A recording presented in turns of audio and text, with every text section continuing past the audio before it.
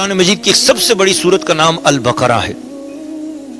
इस सूरत का नाम अल बकरा क्यों है? अल बकरा कहते हैं गाय को, काओ गाय, इसे अल बकरा कहते हैं। कुरान मजीद के अंदर और कई भी ऐसी सूरतें हैं, मसलन सूरह अल फील है, सूरह अल अनकबूत है, सूरह अन-नमल है। ऐसी सूरतें हैं जिनका ताल्लुक हशरातुल अर्ज से है या जानवरों से है। अन-नमल चूंटी को कहते हैं, अल फील हाथी को कहते हैं, अल अनकबूत मकड़ी को कहते हैं। कुरान मजीद ने इन जानवरों के नामों पर भी सूरत रखी, सूरतों के नाम रखे हैं। यकीनन फ़ेलुल हकीम ला यखलू अनिल हिकमा, किसी भी दाना की किसी बात में वो दानाई के बगैर वो बात खाली नहीं होती, उसके अंदर कोई ना कोई हिकमत होती है। और अल्लाह पाक तो सब हकीमों का हकीम है, वो अजीम शान रब है और प्यारा है। उसने जब इसका नाम अल बकरा रखा है तो उसमें कोई राज है। इसका नाम गाय रखा, कुरान की सबसे बड़ी सूरत। इसके अंदर ये आला मक्के का बयान है, मक्के के नाम पे सूरत हो जाती है। इस सूरत के अंदर किबले की तहवील भी है, अल्लाह इसमें उसका जिक्र हो जाता। इस सूरत के अंदर आयतुल कुर्सी है। इस सूरत के अंदर तो बड़े बड़े वाक़यात हैं, अंबिया के नाम है, उनके नामों पर सूरत नहीं रखी। इसका नाम जो है ना तूने या अल्लाह जो रखा है तो वो अल बकरा, वो अल बकरा हर गाय नहीं है।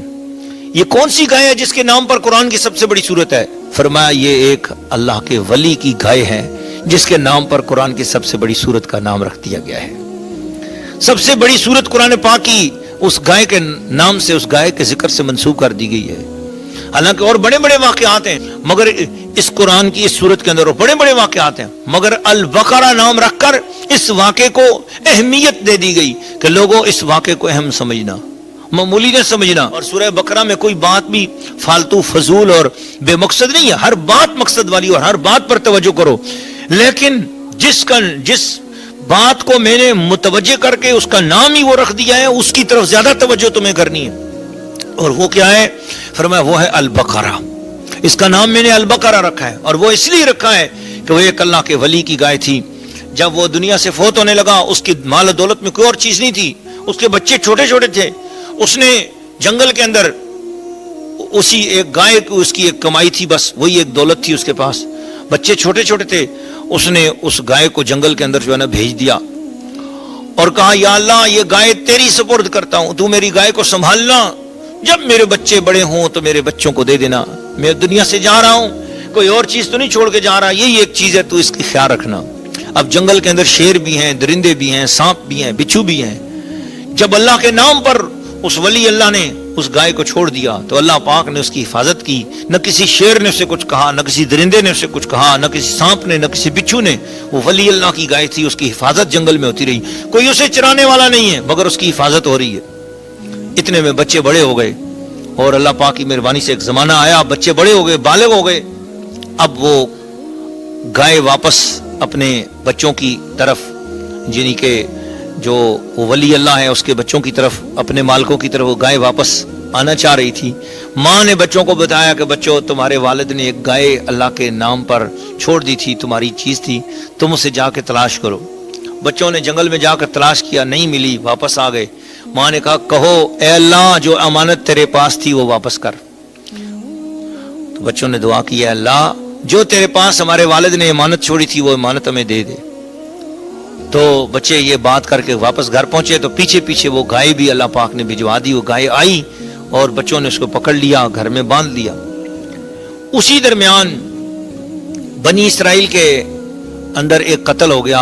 आमील नाम था एक बंदे का, या आमेल उसका नाम था, और बड़ा मालदार आदमी था। उसके चचाजाद भाई ने वरासत पाने की खातिर, उस मालदार के माल पे कब्जा करने की खातिर उसको कत्ल कर दिया और उसकी लाश मुखालिफ कौम के घरों के सामने फेंक दी ताकि इल्जाम आए तो उन पे आए। और अगले दिन वो खुद ही दावेदार बन के मूसा अलैहिस्सलाम से कहने लगा कि हुजूर इस कौम ने मेरे इतने प्यारे भाई को कत्ल कर दिया है, जो मकतूल है उसके कातिल का पता हमें चाहिए। सरकार नजर करम फरमाए, हजरत सैयदना मूसा अलैहिस्सलाम ने फरमाया इन्नल्लाह यअमुरुकुम अन तज़बहू बकरा, अल्लाह का हुक्म यह है कि तुम एक गाय को ज़िबा करो। क़ालू अतत्तखिज़ुना हुज़ुवा, नबियों के ये मामलात होते हैं। अल्लाह ताला इरशाद फरमा रहा है नबी की इत्तिबा अपनी अकल के हिसाब से नहीं करो, बस नबी जो कुछ फरमा दे उस पे ऊपर अमल करना चाहिए, तुम्हारी अकल में आए या ना आए। अब उन्होंने अकल के मुताबिक सोचा, कत्ल हुआ है बंदा اور ہم اس بندے کے قاتل کا پتہ کرنے کے لیے آئے ہیں، اور اللہ کے نبی ہم سے کہتے ہیں گائے ذبح کرو، گائے ذبح کرو۔ اور پھر کیا کرو؟ فرمایا کہ اللہ تعالیٰ ارشاد فرما رہا ہے کہ جب تم اس گائے کو ذبح کرو گے تو گائے کو ذبح کرنے کے بعد اس گائے کا ایک ٹکڑا فَضْرِبُوهُ بِبَعْضِهَا، اس کا ایک ٹکڑا ذبح کی ہوئی گائے کا، مری ہوئی گائے کا ایک ٹکڑا اس مقتول سے لگاؤ گے، وہ خود زندہ ہو جائے گا اور اپنا قاتل کا نام وہ خود بتائے گا کہ مجھے کس نے قتل کیا۔ اس سے زیادہ اچھی بات تو کوئی بھی نہیں۔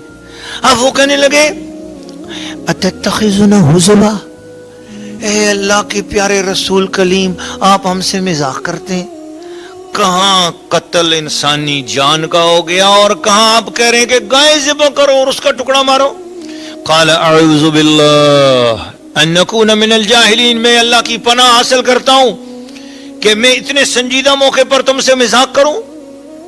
بات اتنی عظیم و شان ہے اور اتنا عظیم مقدمہ لے کر میرے پاس آئے ہو تم، میں اور میں اس طرح کروں؟ ایسے تو نادان کرتے ہیں، میں تو نادان نہیں ہوں، میں اللہ کی پناہ حاصل کرتا ہوں، میں جاہل نہیں ہوں، میرے جیسا علم تمہارے پاس بھی نہیں ہے، تم میرے پاس مقدمہ لے کے آئے ہو، تمہاری عقلیں بھی وہ نہیں جانتی ہیں جو میں جانتا ہوں۔ اس سے پتہ یہ چلا کہ نبی اپنے عقل و فہم کے اعتبار سے بھی ساری اپنی امت میں افضل و اعلیٰ ہوتا ہے، اور جو سید الانبیاء ہیں، سارے نبیوں کے سردار ہیں، سبحان اللہ، ان کی پھر عقل و فراست کا عالم کیا ہوگا۔ حضرت موسیٰ علیہ السلام نے فرمایا تم اپنی عقل کے پیمانوں پر میری نبوت کو نہ پرکھو، مسئلہ میرے پاس لے کے آئے ہو۔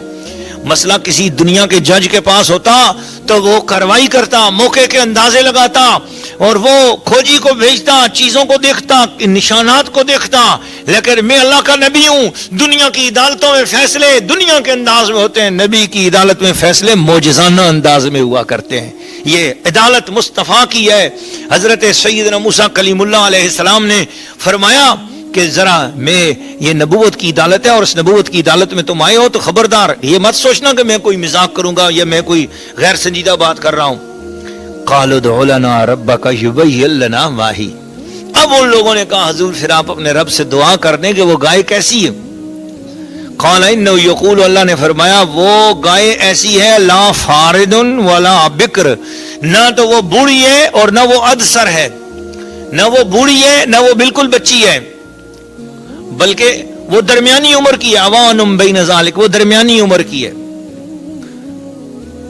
ففعلوا ما تؤمرون، جاؤ نہ کرو نا جو کام کہا ہے آپ کو کر دو۔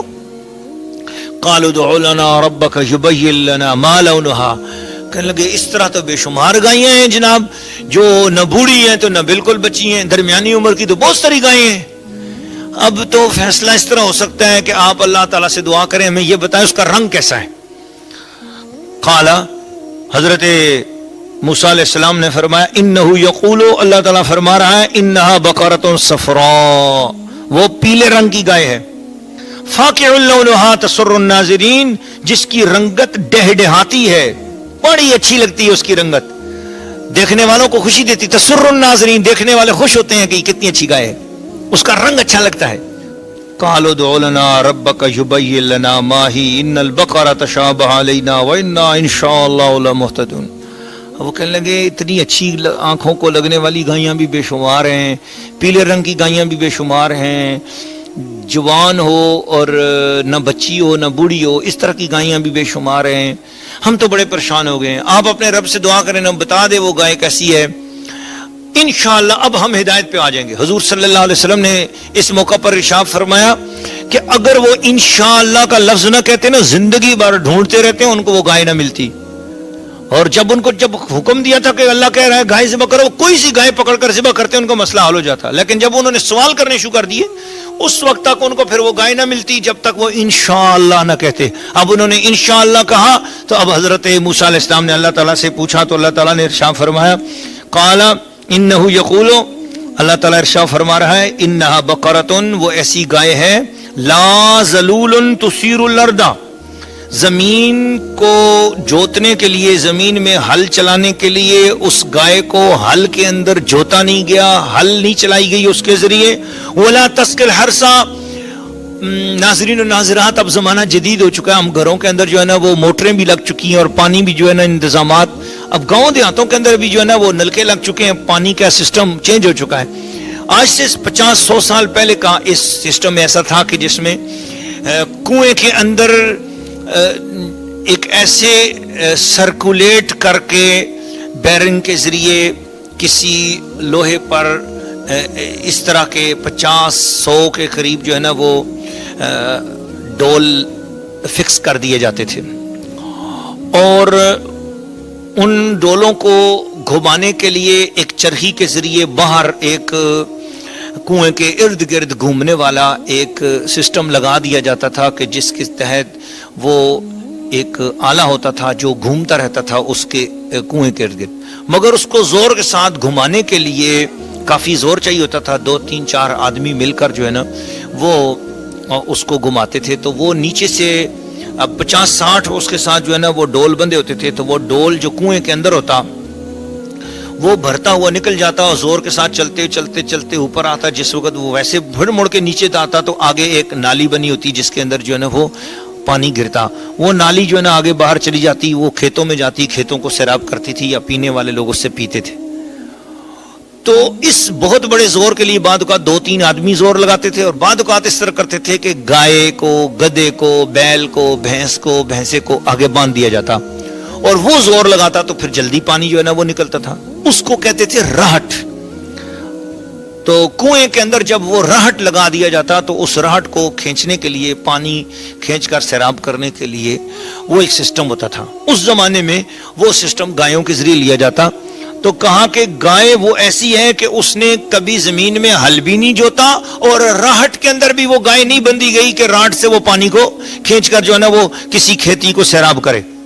مسلمۃ اللہ شیعت فیہا، اتنی پیاری گائے ہے کہ اس کے پورے بدن میں کوئی داغ نہیں ہے، بے عیب گائے ہے، صاف ستھری گائے ہے۔ اب یہ سارے اشارے اس ولی اللہ کی گائے کی طرف جا رہے ہیں۔ قالوا لنا جئت بالحق، وہ کہنے لگے جی اب اے موسیٰ علیہ السلام اب آپ جو بات لائے ہیں وہ بڑی زبردست ہے، اب اس نشانی کی گائے ہم ڈھونڈتے ہیں، یہ واقعی کوئی ایک ہی گائے ہوگی، کیونکہ جو گائے راٹ میں بندھی جائے گی اس کے جسم پر بھی نشانات آ جائیں گے، اور جو گائے ہل میں جوتی جائے گی اس کو اگر ہل چلانے والے نے پیچھے سے اگر چکا دیا اس کو تو اس کے بدن پہ چکے کے نشان بھی ہوں گے، آگے ہل کے نشان ہوں گے، اور اس کے پاؤں کے اوپر اگر ہل کبھی غلطی سے لگی تو اس کے پاؤں پہ بھی نشانات ہوں گے۔ تو وہ جو گائے ہے اس کے بدن پہ کہیں کوئی نشان ہی نہیں ہے، تو ایسی گائے تلاش کرنا آسان ہو گیا، اب ہم گائے تلاش کر لیں گے انشاءاللہ۔ تو گائے تلاش کرتے گئے ادھر وہ گائے اللہ کے ولی کے بچوں کے یتیم بچوں کے گھر میں وہ گائے پہنچ گئی، ادھر لوگ تلاش کرتے رہے، ادھر اتنے میں آسمان سے ایک فرشتہ انسان کی صورت میں آ گیا، وہ بچے گائے کو چرانے کے لیے باہر نکلے تو وہ فرشتہ انسان کی صورت میں تک کہا بھائی بچوں یہ بیچتے ہو؟ کہا جی بیچتے ہیں۔ کیا قیمت لگاتے ہو؟ کہا جی 3 روپے 3 دینار۔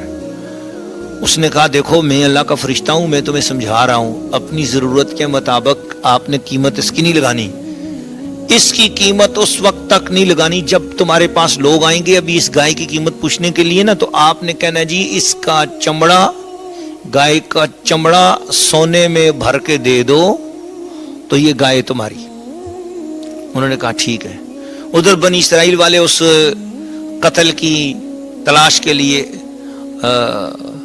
کہ وہ قاتل کون ہے اس کی تلاش کے لیے ایسی گائے کو ڈھونڈیں کہ جس کو ذبح کر کے اس کا گوشت مارنا ہو، تو جب وہ ان کی ڈھونڈتے ڈھونڈتے اس گائے کے پاس پہنچ گئے تو بچوں سے پوچھا گائے کس کی؟ ان کا ہماری امی جان کی۔ امی جان کے پاس گئے تو ماں جی نے کہا توبہ توبہ، میرے بچوں کے والد کی نشانی ہے، میں تو نہیں دوں گی کبھی بھی۔ اب حکمت تھی، کہا اچھا اس کی کوئی قیمت ہی بتا دیں۔ ہم نے کہا تم بولو پہلے، ابھی تو نشانی ہے، دینا تو ہم نہیں چاہتے لیکن آپ بولو کتنی دیتے ہو پیسے۔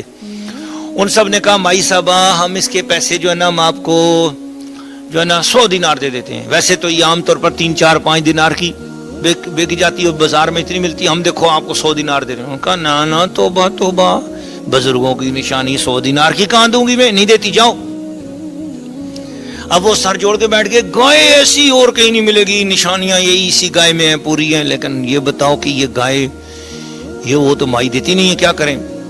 موسیٰ علیہ السلام نے فرمایا جو وہ منہ سے قیمت مانگتے ہیں اس کے مطابق دے دو۔ آ کر پوچھا جناب آپ قیمت بتاؤ، جتنی قیمت کہو گے ہم دے دیں گے۔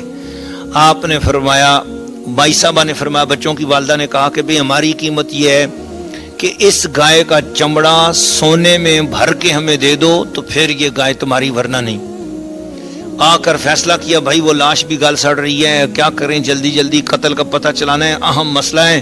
چلو جی, سب کے گھروں سے زیور جمع کیا, پورے بنی اسرائیل کا زیور جمع کیا, تو وہ گائے کے چمڑے کے برابر, گائے کے وزن کے برابر وہ جو ہے نا وہ سونا جمع ہو گیا. بس اس سونے کو لیا اور سونے کو تولا, اور تول کر اس گائے کے وزن کے مطابق کر کے وہ ان کو دیا. تو وہ بچے جو کل تک ایک غریب تھے لیکن اللہ کے ولی کے ساتھ نسبت تھی, اللہ کی توحید پر یقین رکھتے تھے, اللہ کا ذکر کرتے تھے, ان کی اللہ پاک نے اتنی ان پر مہربانی کر دی کہ وہ علاقے کے سب سے زیادہ امیر, سب سے زیادہ دولت مند بن گئے.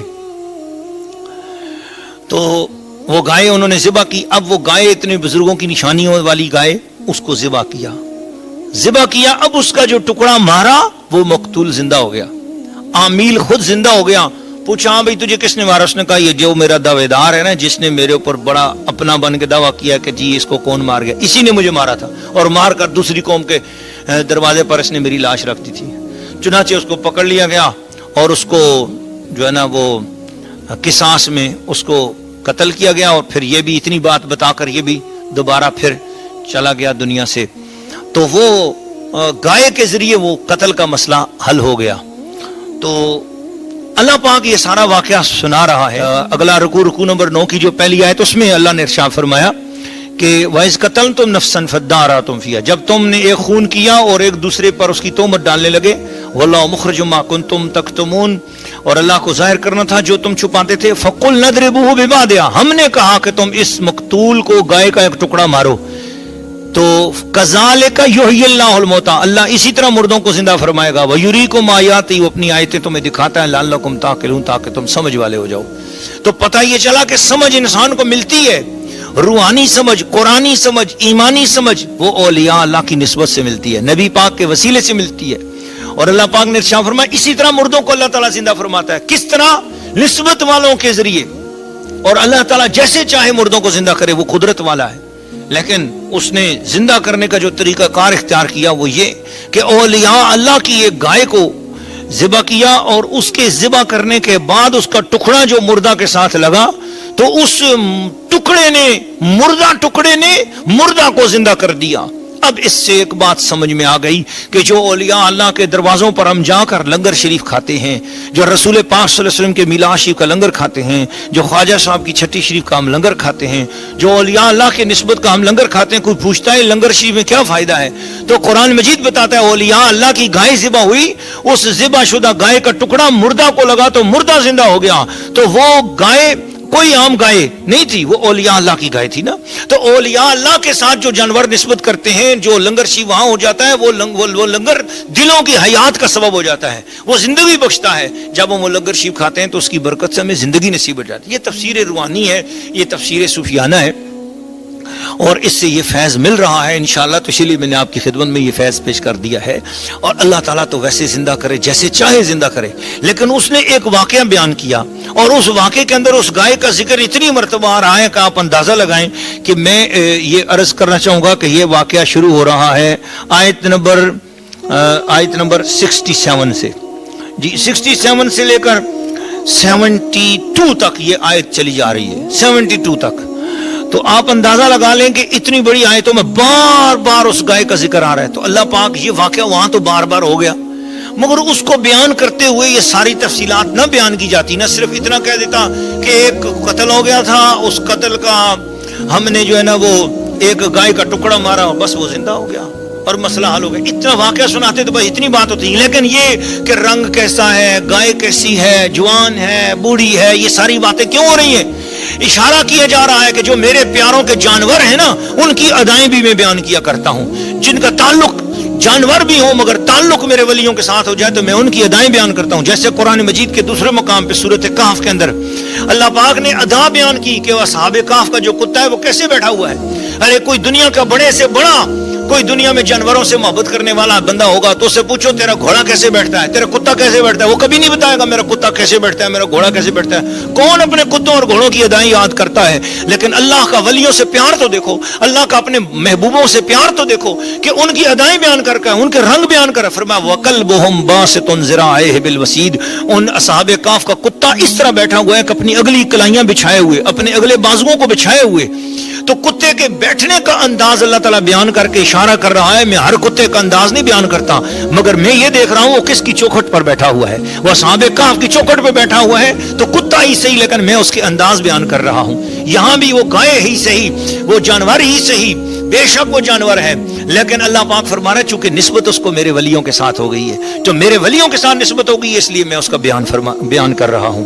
अल्लाह ताला से दुआ है कि अल्लाह ताला हमें औलिया अल्लाह के साथ मंसूब चीजों का भी अदब और एहतराम अता फरमाए। और कुरान यही अदब बता रहा है, इसी अदब का जिक्र कर रहा है। दोस्तान अजीज, में अपनी गुफ्तगू खत्म करते हुए नाज़रीन और नाज़रात, सामीन और सामियात, एक खास बात थी जिसको मैंने आखिर में रखा। ये इसी रुकू की सूरह बकरा रुकू नंबर 8, इसकी जो आयत नंबर 64 है, इसके अंदर अल्लाह ताला ने इरशाद फरमाया कि ऐ बनी इस्राइल फलौला फदलुल्लाहि अलैकुम व रहमतुहु। कुरान मजीद के अंदर और कई जगह पर इसका बयान आएगा, लेकिन यहां फरमाया अगर तुम पर अल्लाह का फजल और उसकी रहमत न होती लकुंतुम मिनल खासिरीन, तुम नुकसान वालों में से हो जाते। यहां इसके हवाले से मैं आपकी खिदमत में ये बात करना चाहता हूं कि यहां पर मुफस्सिरीन किराम ने लिखा है कि फजल इलाही और रहमत हक से हुजूर सल्लल्लाहु अलैहि वसल्लम की जाते पाक मुराद है। और फरमाते हैं कि यहां फजल और रहमत से या तो तौफीक तौबा मुराद है या ताखीर अजाब मुराद है, कि अजाब में ताखीर कर दी ये भी अल्लाह का फजल और उसकी रहमत है, तौबा की तौफीक दे दी ये भी अल्लाह का फजल और उसकी रहमत है। और फरमाया दरअसल इसकी जो एक और तौजीह है वो ये कि अल्लाह का फजल और उसकी रहमत, इससे मुराद हुजूर सल्लल्लाहु अलैहि वसल्लम है। क्यों कि अगर खातमुल मुरसलीन मोहम्मद मुस्तफ़ा सल्लल्लाहु अलैहि वसल्लम के वजूद की दौलत न मिलती और आपकी हिदायत नसीब न होती तो तुम्हारा इंजाम हिलाकत और खुसरान था। ए बनी इसराइलियो, ए दुनिया भर के न मानने वालों, तुम अगर अल्लाह का फजल और उसकी रहमत तलाश करना चाहते हो वो मदीना में है। आओ कलमा पढ़ो रसूल पाक सल्लल्लाहु अलैहि वसल्लम का, ला इलाहा इल्लल्लाह मुहम्मदुर रसूलुल्लाह की छतरी के साए में आ जाओ, तुम्हारी दुनिया भी अच्छी हो जाएगी, तुम्हारी आखिरत भी अच्छी हो जाएगी। अल्लाह ताला अपने महबूब के वसीला जल्ले से में कुरान की बरकत ज़ाहिरी और बातनी तौर पर नसीब फरमाए।